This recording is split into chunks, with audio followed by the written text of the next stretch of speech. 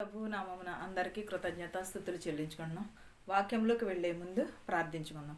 స్థుతులకు ఆసీనుడైన దేవా, నీకు వందనములు, నీకు స్తోత్రాలు నాయన.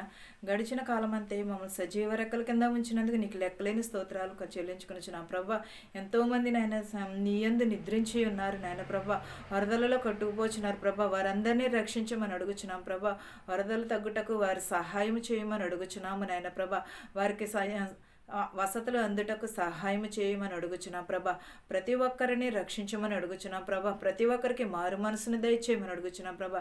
విరిగి నలిగిన హృదయమును దయచేయమని అడుగుచున్నాం ప్రభా. ప్రతి ఒక్కరి కుటుంబంలో శాంతిని సమాధానమును కలుగుటకు సహాయం చేయమని అడుగుచున్నాం ప్రభా. వాక్యము విని వాక్యం ద్వారా నడుచుకున్నటకు సహాయం చేయమని అడుగుచున్నాను తండ్రి. ఆమేన్, ఆమేన్. మత్తయి సువార్త 12:37 చూద్దామండి.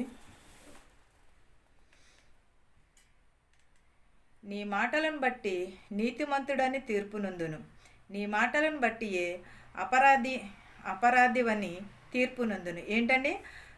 దేవుని మాటలను బట్టియే నీతిమంతుడని తీర్పు నొందును, నీ మాటలను బట్టే అపరాధివని, మన మాటలను బట్టి మన తీరువును బట్టే నీతిమంతులమా అపరాధులమా అని కూడా దేవుడు అడుగుచున్నాడు.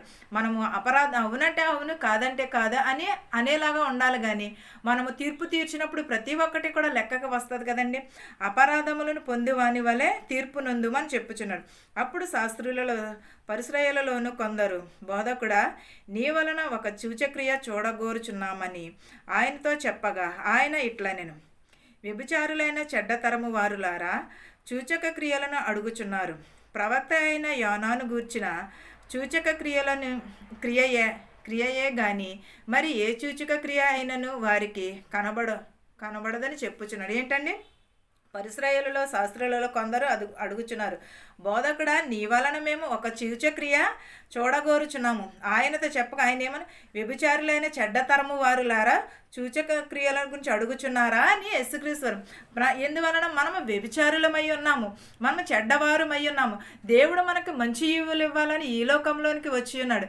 దేవుడు మనలను రక్షించాలని ఈ లోకంలో అవన్నీ కూడా త్రోసివేసి అవన్నిటిని కూడా మనము వదిలిపెట్టి ఏమి చేస్తున్నాము? మనకు కూడా నీ బట్టి మేము సూచక క్రియలు ఎరుగుచున్నాం. చెడ్డవారినేమి మంచివారినేమి దేవుడు సూచక క్రియలు అడుగుచున్నారు.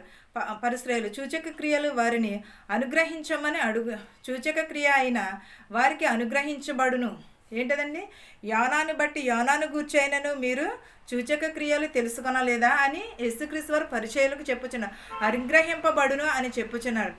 యోనా 3 రాత్రింబగళ్ళు త్రిమింగళం కడుపులో ఎలాగుండును అలాగున మనుష్య కుమారుడు 3 రాత్రింబగళ్ళు భూగర్భంలో ఉండెను. అంటే దేవుడు యోనాని ఎందువలన యోనాకు కూడా దేవుడు సూచక క్రియ ఉంచి ఉన్నాడు. ఎప్పుడు? త్రిమింగమం కడుపులో 3 రాత్రులు 3 పగల్లో ఉన్నాడు. అలాగే మనుష్య కుమారుడు కూడా భూగర్భంలో 3 రాత్రులు 3 పగలు ఉండుచున్నాడని మీతో చెప్పుచున్నానని చెప్పి. ఎందువలన సిలివేసినప్పుడు, దేవుని సిలివేసినప్పుడు అవిది జరిగినది. యోనా అయితే చేప కడుపులో చేప మింగినప్పుడు రాత్రింబగళ్ళు ఉన్నాడు. యోనా త్రిమింగం కడుపులో 3 రాత్రులు 3 పగలలో ఉన్నాడు. అలాగే యేసుక్రీస్తు వారు కూడా భూగర్భంలో 3 రాత్రులు ఎందువలన యేసుక్రీస్తు వారిని సిలివేసినప్పుడు యోనా అయితే త్రిమింగళం చేప మింగి దేవుడు ఆజ్ఞ ఇచ్చిన వెంటనే త్రిమింగళం ఏం చేసినది? దేవునికి ఆజ్ఞకు లోబడి త్రిమింగళం 3 రాత్రులు 3 పగల్లో ఆహారం లేక ఉన్నాడు యోనా. మనమైతే ఒక్క పూట కూడా ఉండలేం. యోనా 3 రాత్రులు 3 పగల్లో కూడా అలాగే ప్రార్థిస్తూ చేప కడుపులో ఉన్నాడు. యేసుక్రీస్తు వారు కూడా భూగర్భంలో అలాగే ఉన్నాడు. నేనెవరు యోనా ప్రకటన విని మారు మనసు పొందిరి గనుక విమర్శన సమయము నేనేవారు ఈ తరము వారితో నిలువబడి వారి మీద నేరాపస్థాపన చేతురు. ఇదిగో యోనా కంటే గొప్పవాడు ఇక్కడ ఉన్నాడని. ఎవరండి? నేనెవరు? యోనా ప్రకటన విని మారు మనసు పొందిడు అని చెప్పుచున్నాడు. యోనాను చూసి మారు మనసు ఎందువలన? భూగర్భంలో ఉన్నప్పుడు యోనా కూడా దేవుని కోసమే ప్రార్థించి, ఆహారం లేదు, తిండి లేదు, నిద్ర లేదు, అయినా సరే దేవుని కొరకు ప్రార్థించాడు. మీరు కూడా అట్టి హృదయమును కలిగి మారు మనసు పొందిడి. విమర్శన సమయమున మీరు ఈ తరము వారితో నిలవబడక వారి మీద నేరాపస్థాపన మోపబడి ఉన్నారని. యోనా కంటే గొప్పవాడు ఇక్కడ ఉన్నాడు. ఎవరండి? యోనా కంటే గొప్పవాడు దేవుడు తప్ప ఇంకెవరైనా ఉన్నారా? అందరికంటే గొప్పవారు దేవుని కంటే గొప్పవారు ఎవరైనా ఉన్నారా? కాదు కదండి. యోనా కంటే గొప్పవాడు యేసుక్రీస్తు వాడు. విమర్శన సమయంన దక్షిణ దేశపు రాణి ఈ తరము వారితో నిలువబడి వారి మీద నేరపస్థాపన చేయును. ఆమె సొలొమోను జ్ఞానమును వినుటకు భూమి అంతమూలం నుండి వచ్చాను. ఇదిగో సొలొమోను కంటే గొప్పవాడు ఇక్కడున్నాడని చెప్పాను. ఎవరితోటండి? దక్షిణపు దేశపు రాణి భూగర్భం అంతా కూడా తిరుగుచున్నది. ఎందుకు వలన? సొలొమోను చాలా జ్ఞానవంతుడు, తెలివైన వాడు, చాలా భక్తిపరుడు అని తెలుసుకుని తూర్పు దేశపు రాణి తిరుగుచున్నది. దక్షిణపు దేశపు రాణి ఈ తరములో ఈ తరమంతా కూడా దేశమంతయు కూడా తిరుగుచున్నప్పుడు ఒక సమరయుడు చూసి సొలొమోను కంటే గొప్పవాడు ఇక్కడ ఉన్నాడని అని చెప్పుచున్నాడు ఆమెతోటి. అపవిత్రాత్మ ఒక మనిషిని వదిలిపోయిన తరువాత అది విశ్రాంతి వెదుకుచు నీరు లేని చోట్ల తిరుగుచుండని. ఎక్కడండి? ఒక దేవుడు దెయ్యము పట్టిన వారిని బాగు చేస్తున్నాడు, రోగులను స్వస్థపరుస్తున్నాడు. అలాంటినప్పుడు దెయ్యము పట్టిన వారు ఎలా ఉంటారు?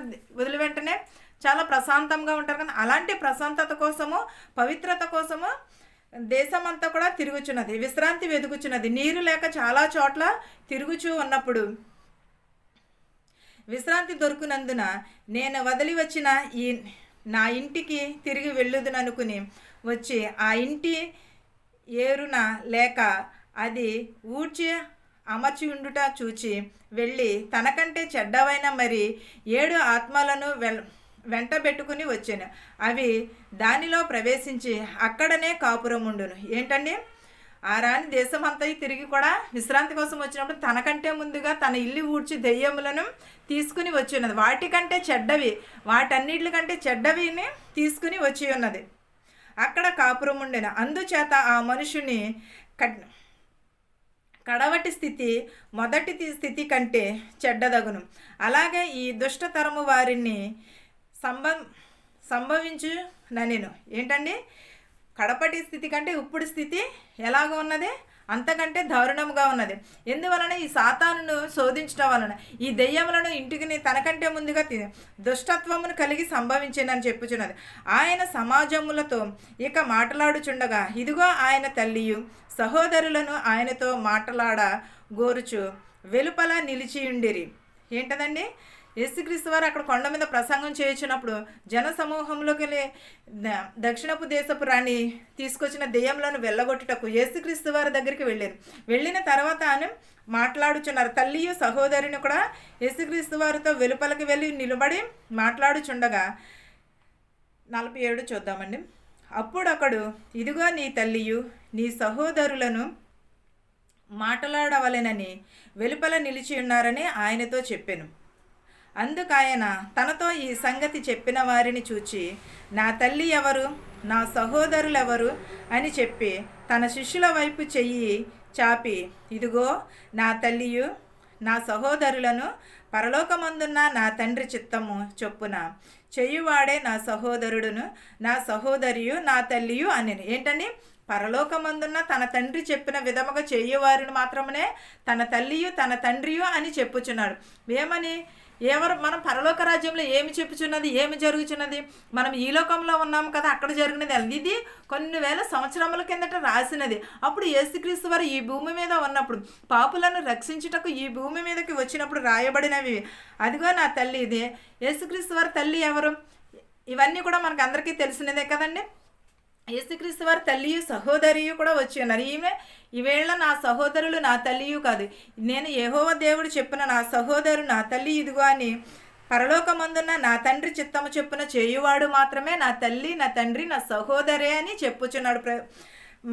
నా తల్లియు నా తండ్రియు అని పరలోకమందున్న చేయువాడు మాత్రమే నా సహోదరుడు నా తల్లి అని చెప్పుచున్నాడు. మత్తయి సువార్త 13 మొదటి నుంచి చూద్దామండి. ఆ దినమందు యేసు ఇంట నుండి వెళ్ళి సముద్ర తీరమున కూర్చుండెను. ఎక్కడ నుంచండి? అక్కడ నుండి వెళ్ళి సముద్ర తీరమున కూర్చుని ఉండెను. బహుజన సమూహములు తన యొద్దకు కూర్చుండి వచ్చినందున ఆయన దోణి ఎక్కి కూర్చుండెను. ఆ జనులందరూ అందరినీ నిలువగా ఆయన వారిని చూచి చాలా సంగతులు ఉపమాన రీతిగా చెప్పాను. ఎట్లనగా ఇదిగో విత్తువాడు విత్తుటకు బయలు వెళ్ళెను. వాడు విత్తుచుండగా కొన్ని విత్తనములు త్రోవ పక్కను పడెను. పక్షులు వచ్చి వాటిని మృంగివేసెను. కొన్ని చాలా మన్ను లేని రాతి నేలను పడెను. అక్కడ మన్ను లోతుగా ఉండనందున అవి వెంటనే మొలిచెను. కానీ సూర్యుడు ఉదయించినప్పుడు అవి మాడి వేరు లేనందున ఎండిపోయాను. ఏంటదండి? జన సమూహమును అందరూ కూడా అక్కడ ఉన్నప్పుడు యేసుక్రీస్తు వారు బోధించుచు అద్దరినున్న వారిని చూచి ఇలాగ చెప్పుచున్నాడు. ఆయన వారు చెప్పుచున్న సంగతులు ఏమైనా ఉపమాన రీతిగా చెప్పుచున్నాడు. ఏమని? ఒక త్రోవ పక్కన పడిన విత్తువాడు విత్తుటకు వెళ్ళినప్పుడు అవి కొన్ని పడి త్రోవ పక్కన పడినవి ఉన్నవి, ముళ్ళ పొదలలో పడినవి ఉన్నవి. కానీ మొలలు లేనందున అవి చనిపోయినవి. కొన్ని మొలిచినవి, కానీ సూర్యుడు ఉదయ కాంతికి అవి కొన్ని ఎండిపోయినాయి. ఏంటదండి? విత్తనము అనగా దేవుని వాక్యము. వాక్యము మన హృదయంలో విత్తినప్పుడు జన సమూహం అంతా కూడా ఎవరు? మనమే, ఎవరో కాదండి, ప్రజలు కూడా మనమే, పరిశ్రయులు కూడా, వీళ్ళందరూ కూడా యేసుక్రీస్తు వారు వీళ్ళందరికీ బోధించుచున్నప్పుడు ఒక రైతు అలా దారి వెంట వెళ్తుంటే అవి కింద పడి కొన్ని విత్తనములు మొలిచినవి, కొన్ని విత్తనములు మనవలేదు. అంటే దేవుని వాక్యము బోధిస్తున్నారు, కానీ అంతయు కూడా వాక్యము మన హృదయంలో నింపుకోలేకపో. కొన్ని విత్తనములను విత్తుచున్నాము, వాక్యమును మనం కొంచెము మన హృదయంలో ఉంచుకుంటున్నాం, కొంచెం అయితే వదిలేస్తున్నారు. కొంతమంది ఇక్కడ ఒకవేళ చర్చికి వెళ్తున్నాం అనుకోండి, ఒక 10 మంది 20 మంది వెళ్తున్నాం చర్చికి. వెళ్ళిన తర్వాత ఒకళ్ళు వింటారు, ఒకళ్ళు వినరు. ఒకళ్ళు విని హృదయంలో నాటుకుంటారు, విని దాని ద్వారా నడుచుకునేవారు కొందరు ఉంటారు. కానీ మొత్తం అందరూ కూడా వినరు కదా. అలాగే ఇది కూడా అంచున్నాడు. ఇవన్నీ కూడా దేవుడు విత్తుచిన విత్తనములు. ఈ విత్తనములు కొన్ని నేల పక్కన పడుచున్నవి, కొన్ని ఏమో రాతి నేల పడుచున్నవి, కొన్ని ముళ్ళ పొదలలో పడుచున్నవి, కొన్ని మొలలు లేనందున అవి పంటకి వచ్చి పిచ్చుకలు వచ్చి తినివేస్తున్నాయి. కొన్ని అయితే మాత్రము ఇవి కూడా జరుగుచున్నవి. ప్రతి ఒక్కరమును కూడా వాక్యమును మన హృదయంలో, వాక్యం అనే విత్తనము దేవుడు విత్తుచున్నాడు, అవి మన హృదయంలో నింపుకోవాలి ప్రతి ఒక్కరమును కూడా. కొన్ని ముండ్ల పొదలలో పడెను. ముండ్ల పొదలలో పడి ఎదిగి వాటిని అణిచివేశాను. కొన్ని మంచి నేలను పడి ఒకటి 100 ఒకటి 60 ఒకటి 30 ఫలించెను. చెవు గలవాడు వినుగాక అని చెప్పాను. ఏంటండి? వాక్యము చెప్పినప్పుడు కొంతమంది వినుచున్నారు, కొన్ని దానిని అనుసరించి నడుచుకునిచున్నారు, కొందరైతే వాటిని త్రోసివేస్తున్నారు. విని దాని ఫలమును పొందుకునేవాడు 100 ఆశీర్వదింపబడునని చెప్పుచున్నాడు. ఈ వాక్యము విత్తనము అనగా వాక్యము, విత్తువాడు అనగా ఈ దేవుడు వాక్యముని విత్తినప్పుడు అది విని కొంతనే మనము హృదయంలో నింపుకోవాలి. కొంతమంది అయితే వినట్లేదు, కొంతమంది అయితే వింటున్నారు కానీ వదిలేస్తున్నారు. ఈ చెవంట విని ఈ చెవంట కొంతమంది అయితే విని మనం ముళ్ళ పొదలలో పడి అవి 100 60 ఫలింపజేయుచున్నాడు దేవుడు. వాక్యమును మన హృదయంలో కూడా అలాగే పెట్టుకుని అలాగే 100 చెవు గలవాడు వినుగాక అని చెప్పుచున్నాడు. మనకి చెవులంటే నిజంగా విని మన హృదయంలోని నింపుకోవాలి, దాని ద్వారా నడుచుకోవాలి. ఈ లోకపు వైపు కాదు, దేవుని వైపు చూడాలి ప్రతి ఒక్కరమును కూడా. 10వ వచనం చూద్దామండి. తరువాత శిష్యులు వచ్చి, నీవు ఉపమాన రీతిగా ఎందుకు వారితో మాట్లాడుచున్నావని ఆయన అడుగగా ఆయన వారితో ఇట్లా, నేను పరలోక రాజ్య మర్మములు ఎరుగుట మీకు అనుగ్రహింపబడి ఉన్నది, కానీ వారికి అనుగ్రహింపబడలేదు. ఏంటదండి? నీవు ఎందుకు ఈ ఉపమానము చెప్పుచున్నావు వారితో నన్ను అడుగగా వారు పరలోక రాజ్య మర్మము ఎరుగుటకు మీలో అనుగ్రహింపబడినది, కానీ వారికి సమృద్ధిగా వానికిని ఇయ్యబడును. వానికి సమృద్ధి కలుగు లేని వానికి కలిగినదయ్యు వాని ఎదుట నుండి తీసివేయబడును. మరియు వారు చూచుచుండియు చూడరు, వినుచుండియు విసుగకయు గ్రహింపకయు ఉన్నారు. ఏంటండి? విత్తుచున్నారు కానీ పరలోక రాజ్య మర్మము కొంతమందికి అయితే సమృద్ధిగా అందుచున్నది, కొంతమందికి అయితే వినుచున్నారు కానీ వినుట వలన వదిలేస్తున్నారు. కానీ కొంతమందికి అయితే వినును కానీ దానిని సమృద్ధిగా అందట్లేదు. వారు కలిగిన దాని యొద్ద నుండి తీసివేయం. ఒకవేళ వినినా కూడా దాని నుండి తీసివేస్తున్నారు, మన హృదయంలో నుంచి తీసివేయుచున్నారు. వినుచుండియు వినకయు గ్రహింపక. వాక్యం వినుచున్నారు కానీ కొంతమంది గ్రహిస్తున్నారు, కొంతమంది గ్రహించట్లేదు. కొంతమంది హృదయం దానిని అనుసరించి నడుచున్నారు. ఈ రోజుల్లో బైబిల్ వాక్యమును అనుసరించి నడుచుకునేవారు ఎవరు?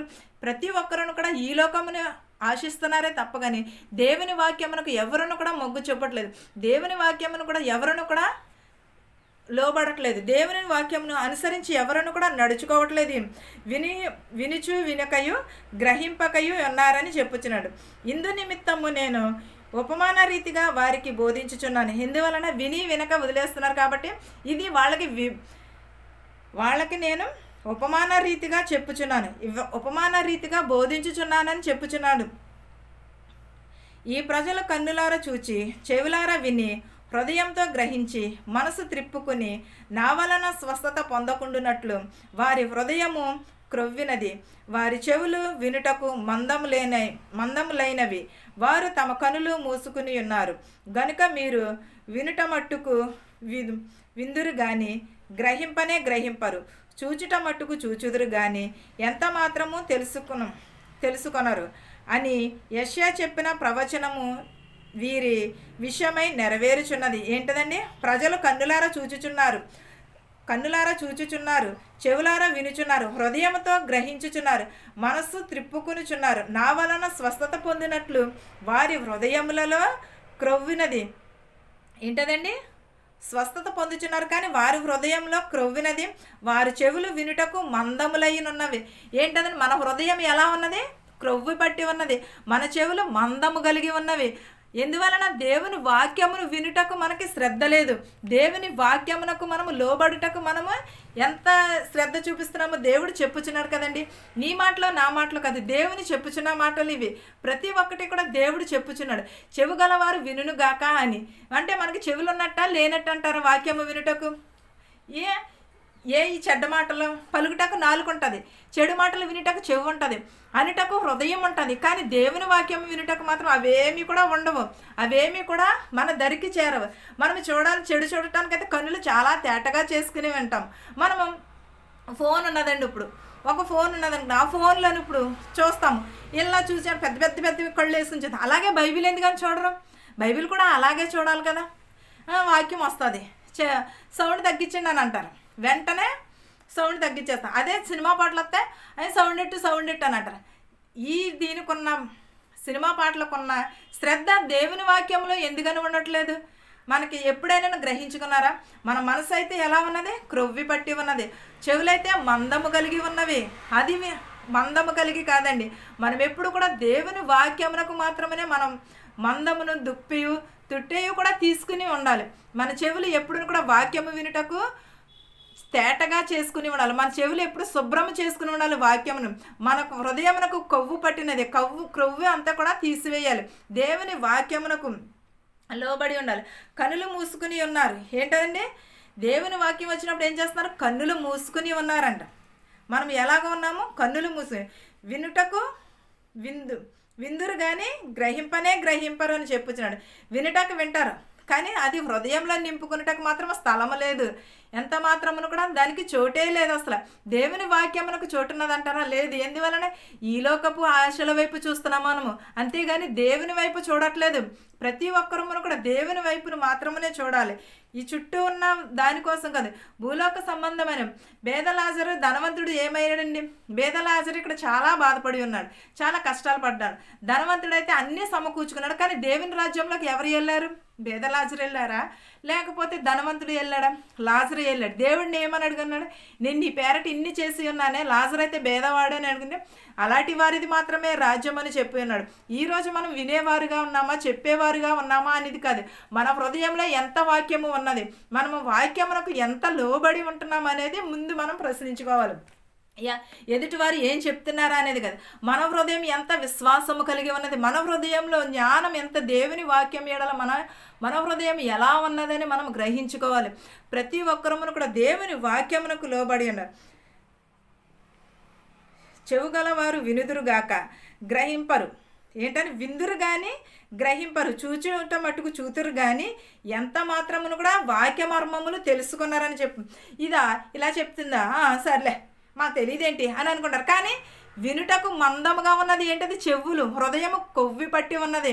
మన హృదయం ఎలా ఉన్నదని ఎవరని చెప్పినప్పుడు కొవ్వు పట్టి ఉన్నది. మనం ఆ కొవ్విని తీసివేసి దేవుని వాక్యంలోని యెషయా చెప్పిన ప్రవచనములు అన్ని విషయంలోనూ కూడా నెరవేరుచున్నాయి. యెషయా చెప్పినవి అన్నీ కూడా నెరవేరుచున్నావని చెప్పుచున్నాడు. 16వ వచనం చూద్దామండి. అయితే మీ కనులు చూచుచున్నవి గనుక అవి ధ్యానము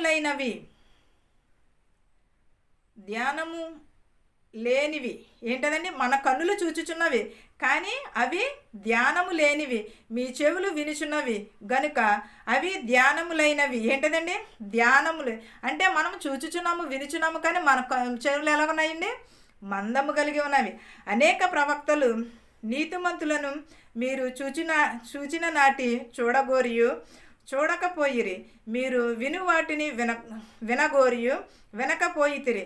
మీతో నిశ్చయముగా చెప్పుచున్నాను. ఏంటండి? అనేక ప్రవక్తలు నీతిమంతులను మీరు చూచుచున్నారు కానీ వాటిని చూడకపోయిరి, మీరు విను వాటిని వినగోరుచున్నారు కానీ వారిని మీరు గ్రహించలేకపోతున్నారు. ఏంటండి? చాలామంది వస్తున్నారు, ప్రసంగం చేస్తున్నారు, వెళ్ళిపోతున్నారు, కానీ అవి మన హృదయంలో నాటుకుంటున్నాయంటారా? ఎక్కడెక్కడో మీటింగ్స్కి వెళ్ళిపోతున్నాము, ఎక్కడెక్కడో ఏదో ప్రార్థనలకు వెళ్ళిపోతున్నాం.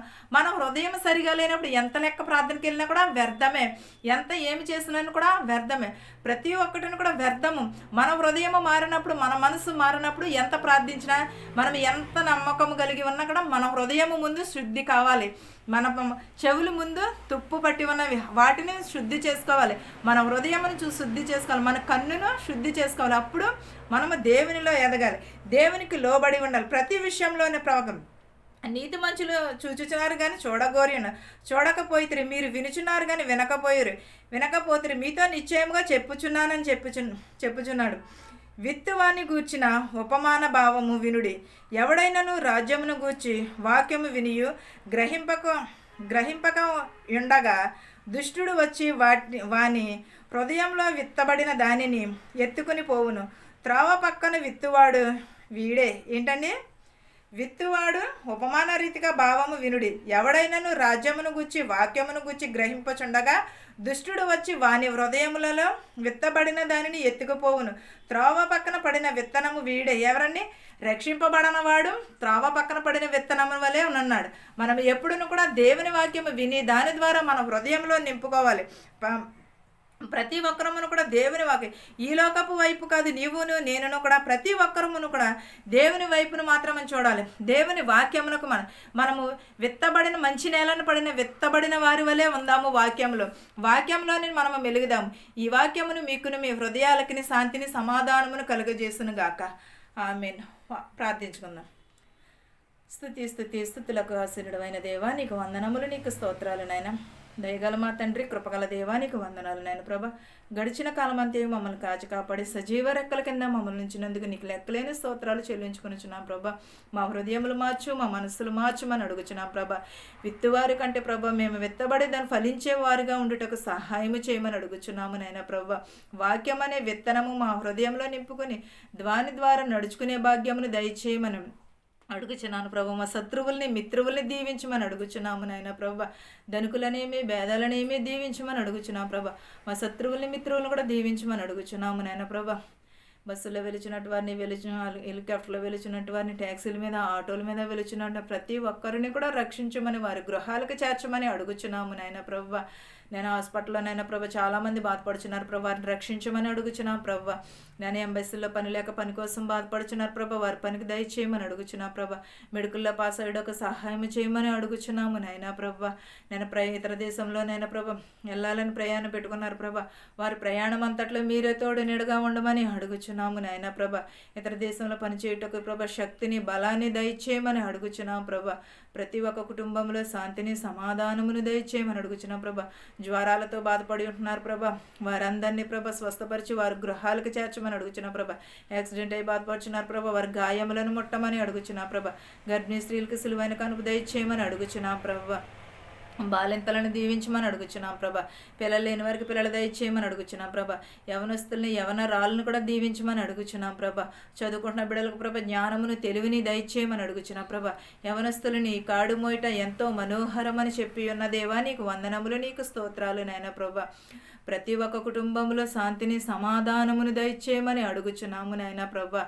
నాయన ప్రభా, ఇంకా ఎవరినైతే మర్చిపోయింటే వారందరినీ కూడా దీవించమని అడుగుచున్నాం ప్రభా. వృద్ధాప్యంలో ఉన్న వారిని దీవించమని అడుగుచున్నాం ప్రభా. నడు వయసులో ఉన్న వారిని దీవించమని అడుగుచున్నాం ప్రభా. ప్రభా, ప్రతి ఒక్క బిడ్డని దీవించమని అడుగుచున్నాం ప్రభా. శాంతిని సమాధానమును దయచేయమని అడుగుచున్నాం ప్రభా.